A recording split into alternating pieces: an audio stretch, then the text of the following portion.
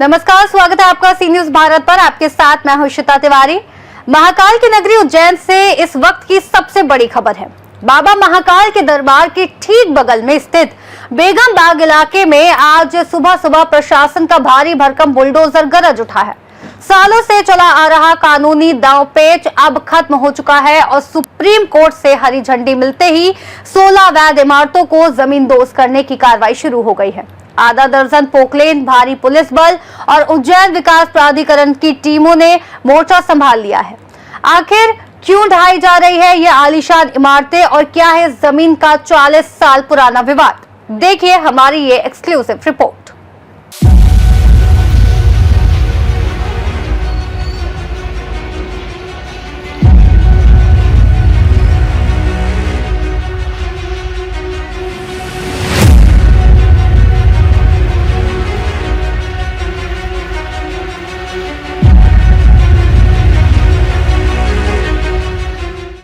उज्जैन के अति संवेदनशील और मुस्लिम बाहुल्य क्षेत्र बेगम बाग में आज मंगलवार सुबह 9 बजे सन्नाटा उस वक्त टूटा जब प्रशासन का अमला दलबल के साथ पहुंचा। महाकाल मंदिर के नीलकंठ द्वार के पास स्थित 16 अवैध बिल्डिंगों पर एक साथ प्रहार शुरू किया गया।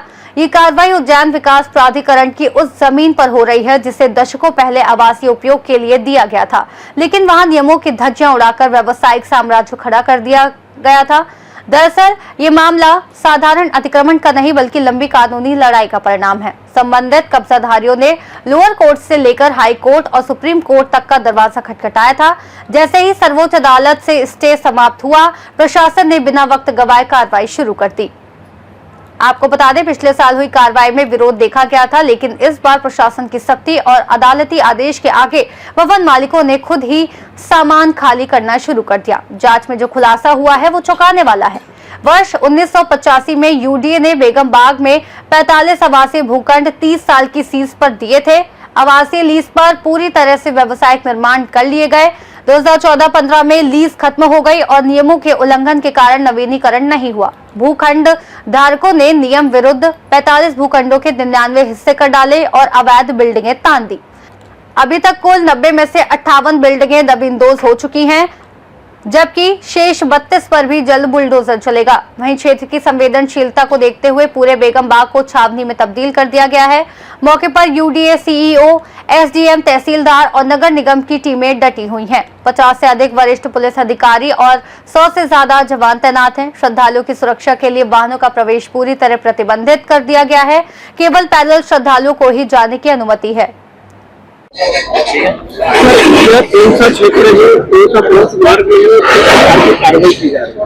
1985 के आसपास उज्जैन विकास प्राधिकरण के द्वारा एक हरे फाटक आवासीय योजना बनाई गई थी और जितने फ्रंट में मकान है वो आवासीय पर्पज से दिए गए थे। कालांतर में लीज की शर्तों का उल्लंघन हुआ और उसके पश्चात पूरी सुनवाई करके लगभग 45 लीज निरस्त की गई।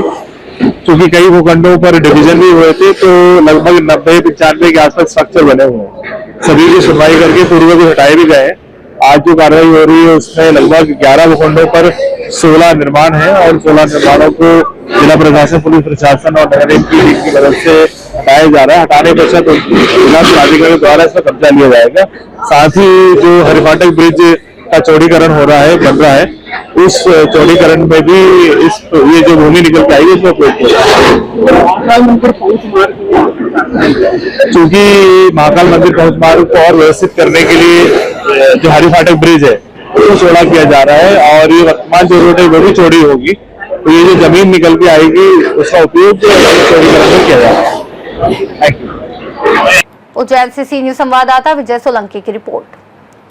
जाहिर है उज्जैन प्रशासन आज साफ संदेश दे रहा है कि कानून से ऊपर कोई नहीं है। लीज खत्म होने और अदालत से राहत न मिलने के बाद अब बेगम बाग की इन अवैध इमारतों का मलबा इतिहास बनने की ओर है। प्रशासन की ये कार्रवाई अभी रुकने वाली नहीं है क्योंकि अभी भी कई और इमारतें रडार पर हैं।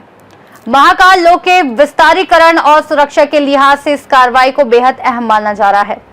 फिलहाल के लिए इस रिपोर्ट में इतना ही। देश और दुनिया की तमाम बड़ी खबरों को जानने के लिए देखते रहिए सी न्यूज भारत।